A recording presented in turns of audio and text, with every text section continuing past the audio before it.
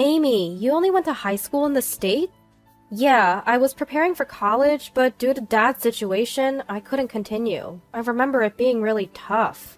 I chuckled a bit, recalling the rush when Dad suddenly got assigned to work in Switzerland. Wait, what? Amy, you're just a high school graduate? I seriously thought you had a college degree. I feel duped. Excuse me, John? My name is Amy. I got married at 27 and we've been newlyweds for just a month. I met my husband John through work. Not in the same office, but I was at the company where John came as a sales representative. He said he took a liking to me at first sight and pursued me. Given his sales background, he was really good at talking. Before I knew it, we were dating. Within just 3 months of dating, he proposed to me passionately, saying he didn't want anyone else to have me. Shockingly, within just 6 months of meeting, we decided to get married. Many advised us to take it slow. Maybe my long stint living in Switzerland influenced me, but I always preferred passionate people over calm ones. I genuinely loved John, who pursued me aggressively and proposed with such fervor. I believed he was the one for me.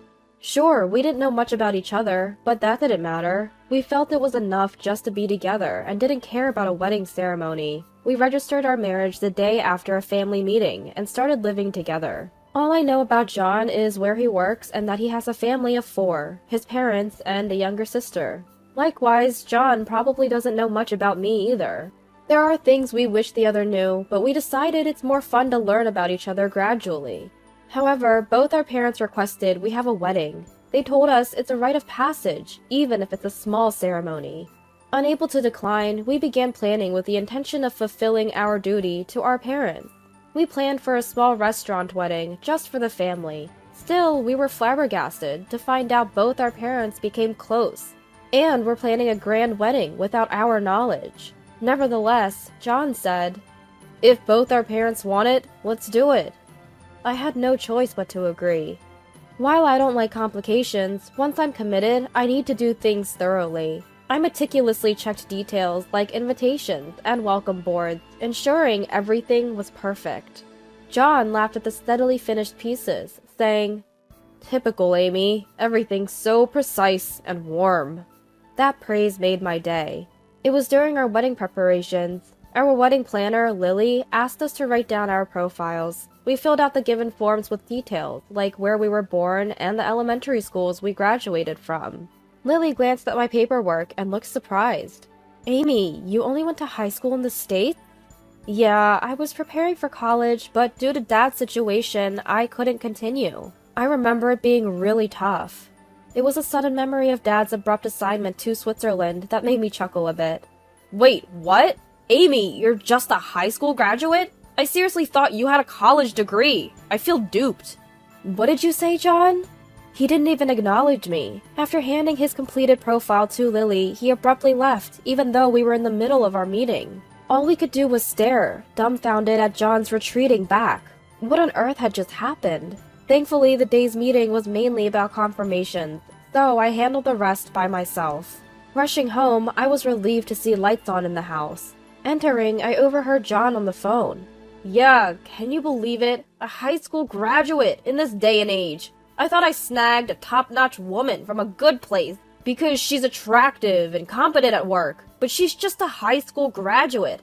Our kids would definitely get ridiculed. I wonder if her being so nitpicky is her way of compensating for her lack of intelligence," he said, laughing out loud. While we did marry soon after meeting, we had never discussed our educational backgrounds. I had no idea John had such an elitist view. Had I known, I wouldn't have married him. I decided to test John's character without revealing my actual education. Even if knowing my background brought us back together, if there's any future incident where my values don't align with John's, being looked down upon and living in fear isn't worth it. If that's the case, he's not the one for me. "I'm home!" I opened the living room door, forcing cheerfulness into my voice. John wrapped up his call, telling the person he'd call back. He then looked at me with cold, condescending eyes. "Ugh, I've been thoroughly deceived by Amy. Guess you wanted to land a high-caliber guy like me with his high education. Bet you're pleased with yourself." "I didn't even know about your educational background. Remember? We agreed to get to know each other more." You could easily find out. I graduated from a prestigious university. Agreeing to marry this quickly, in hindsight, is suspicious. This side of John was shocking, so mean-spirited. I loved his passion, but I never imagined he could be this impulsive and prejudiced. Deciding to check with my parents, I called home, only to find out they were hosting a party with parents-in-law. It's great that our families get along so well, but at this rate, our marriage was headed for disaster. I quickly relayed today's events to my dad over the phone and mentioned we might not go through with the wedding. I thought I told John about our family being stationed in Switzerland. Yes, I had mentioned living in Switzerland, and Lily has said, in America, it's just up to high school. So it's baffling how John associated that with just being a high school graduate. Plus, it's utterly disrespectful to those who work after high school or had circumstances that kept them from further studies. On the other end, it sounded like my parents and John's parents were having quite a party, with a lot of laughing. Anyway, I want to continue assessing John's character, so I'd appreciate it if they played along with the misunderstanding. I wasn't sure how much got through to the inebriated party, but John rarely contacts my parents, so it should be fine. After that, I tried to carry on with life as usual, but John's condescending attitude was palpable. He stopped doing chores. Previously, we'd share the tasks, but now everything fell on me. If I asked for help, he'd shoot back, "Do you want a divorce? Be grateful a high-spec guy like me even married a lowly high school grad like you." I felt increasingly repulsed by John, who frequently referred to himself as high-spec.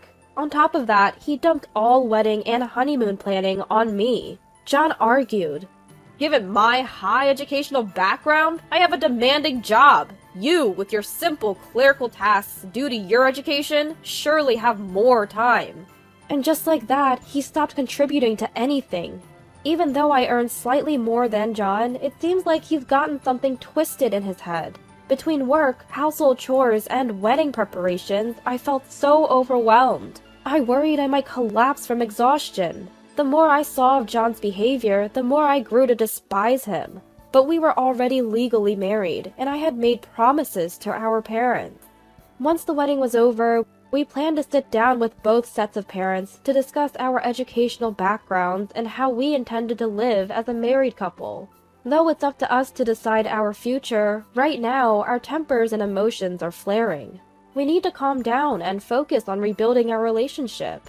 Since we've come together as a couple, it's essential not to hastily choose divorce. Holding on to that promise, I'm enduring our current situation. And then the long-awaited wedding day arrived. I felt guilty towards our parents, but truth be told, the spark in our marriage had already fizzled out. However, on that particular day, we played the part of a loving couple, greeting our family and work acquaintances with big smiles. Given the significant business ties, several high-ranking executives expressed their desire to attend, so we had sent out invitations. Looking back, I deeply regretted inviting them to a wedding of a couple on the brink of divorce. The guilt was overwhelming. "Amy, it's been a while," said Sam, John's predecessor, as he approached. "Long time no see. Thanks for coming," I replied. "Amy, I know it's not the best time, but is everything okay with John?" "What do you mean?" "Well, he mentioned you in a recent phone call, and I got concerned." "Is this about the high school graduate thing?" "Yes, I knew about your education in Switzerland and tried to gently correct him, but he wouldn't listen."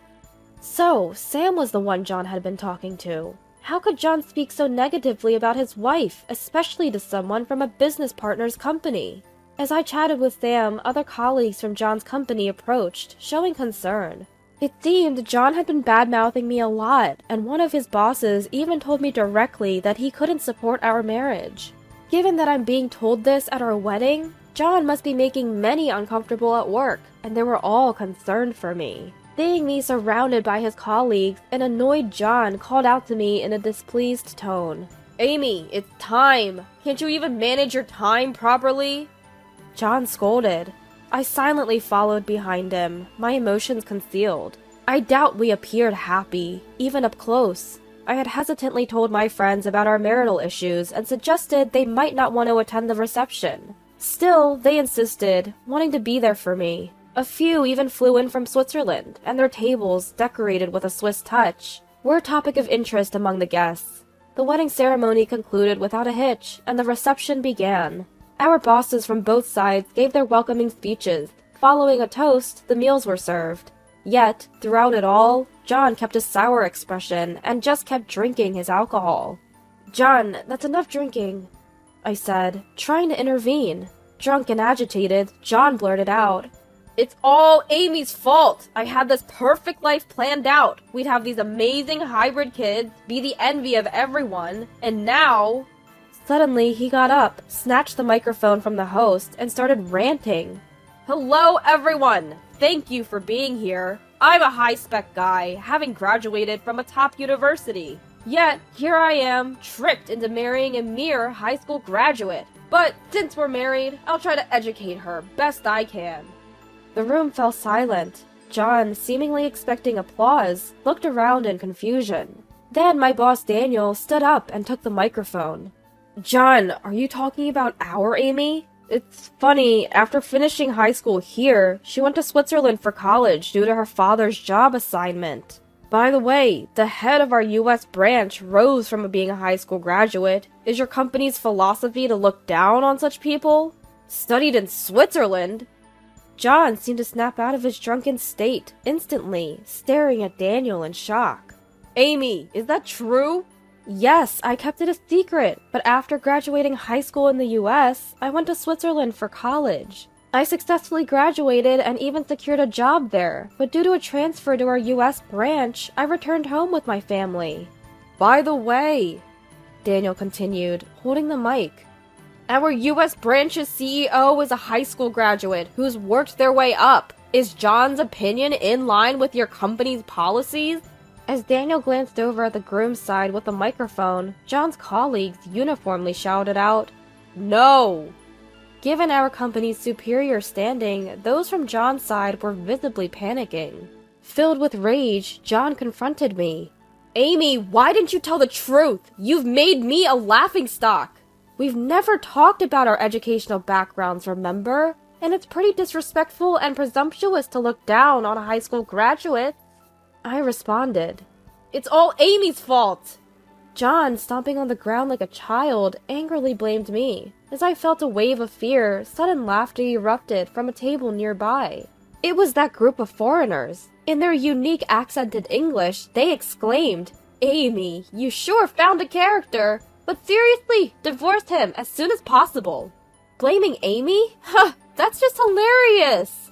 Their laughter was contagious, and soon the entire hall was in stitches, with everyone gazing at John and laughing till tears flowed. Humiliated, John's face turned beet red and he fled from the venue. I could see our in-laws chasing after him. He'd surely be caught soon. After that incident, Lily advised me to leave. The reception was cut short. My parents and in-laws, with assistance from relatives, returned the wedding gifts, apologizing to the attendees, and even provided transportation fare.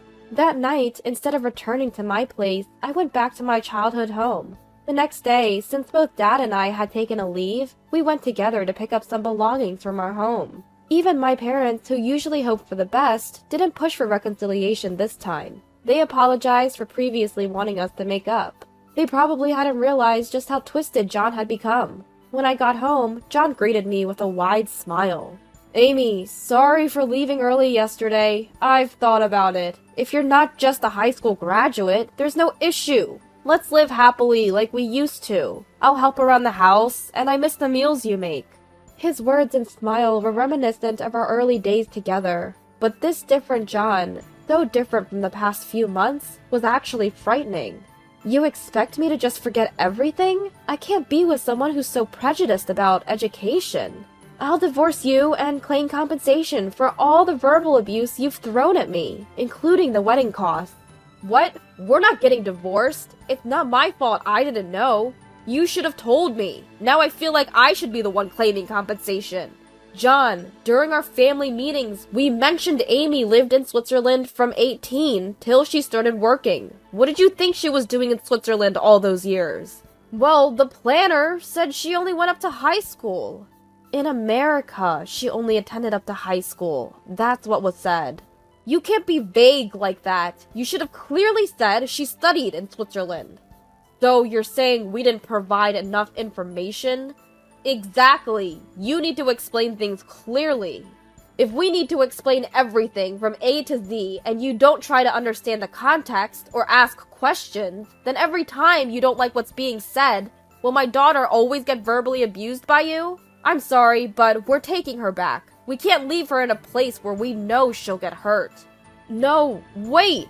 It's just a typical marital spat. There's no need for a divorce now. I do care about Amy, and there's no reason for me to hurt her anymore.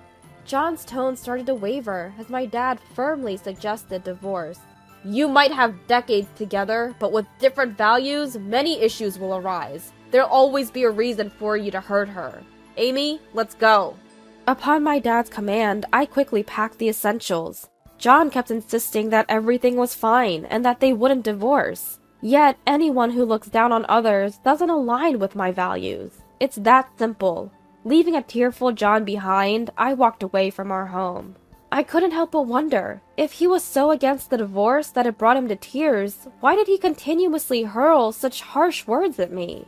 Eventually, with the help of lawyers, the divorce was finalized and I was granted the compensation I had asked for. Even after the divorce, my parents remained close with my former in-laws. They often had parties at our place.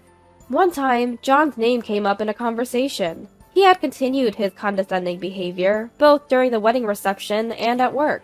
This, combined with the distrust he caused with business partners, led his company to conclude that he didn't fit their values. As a result, he was moved away from any promotional path to a less significant role. Having always been prideful, he immediately handed in his resignation and left. Now he's working a part-time job. He's repeatedly mentioned wanting to move back home and promised to repay all the compensation money he owes. However, they've told him not to return until he's settled his debt. Despite this, they say he calls them nearly every day. According to my former in-laws, John had been pretty average throughout college. But during his job hunting days, he noticed a wealthy friend, who had attended a more prestigious state university than him, easily land a job at a major company through connections. Witnessing this made John believe that in the world, education, money, and connections were all that mattered, leading him to adopt a skewed perspective. Being among the more educated in his company, he received praise from his colleagues, which apparently didn't help. He began looking down on others, which led to the current situation. While John might have his reasons, the loss of important values like compassion and respect for others is his own responsibility. Unless he addresses his flawed character, he'll likely repeat the same mistakes wherever he goes. Not that it's my concern anymore. Recently, my company proposed that I return to our headquarters in Switzerland. Although my parents wish to stay in the US, after some contemplation, I've decided to start fresh and live alone in Switzerland.